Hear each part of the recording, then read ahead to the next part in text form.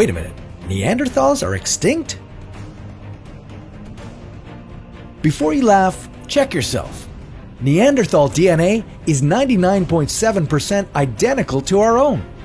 And researchers claim that some humans might be carrying as much as 2% of the Neanderthal genome. Making things even weirder is that scientists recently recovered a nearly complete DNA sequence from a 50,000-year-old Neanderthal skeleton. So, in theory, Neanderthals could make a comeback. But how would they adapt? And how long would they survive? This is What If? And here's what would happen if Neanderthals hadn't gone extinct. Despite their physical differences, like being shorter and having longer skulls, we might have more in common with Neanderthals than we'd like to admit. First of all, their brains were bigger, which doesn't make them smarter than us, but they could communicate with one another. They settled in family communities and took care of the sick and the elderly. They also crafted sophisticated tools which would have been used for anything from hunting to possibly shipbuilding. They even cooked their vegetables and ate them, which is more than you can say. So, if Neanderthals are simply the beta version of what humans became, could they still live among us? Neanderthals, in fact, did live among us. For about 5,000 years, Homo sapiens and Neanderthals coexisted in Europe and likely interbred. This would explain why most Eurasians probably have at least 1% of the Neanderthal DNA in their genome, while anyone of African descent doesn't have any Neanderthal DNA since their ancestors didn't migrate through Eurasia.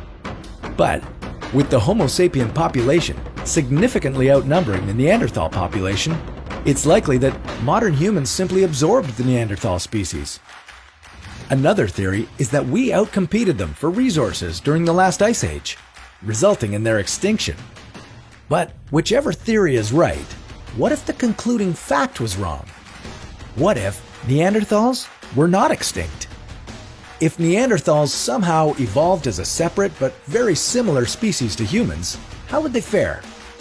Despite their communication and craftsmanship abilities, the laws of natural selection prove that Homo sapiens are superior, which means the survival options for Neanderthals wouldn't be that great. Barring the likelihood of early modern humans breeding them out of existence, Neanderthals probably would have become something like second-class citizens. Would we enslave them? Keep them in zoos? Or force them to fight? It's hard to say. Would the limits of their intelligence prevent them from fully integrating into modern society, or would they learn and evolve, just like Homo sapiens? Maybe they'd want nothing to do with us. Realizing how our differences outweigh our similarities, could we expect Neanderthals to establish their own communities and continue to exist independently of the developing world? It's hard to predict exactly how a species that went extinct about 40,000 years ago would behave today. But then again, maybe we just have to look around us.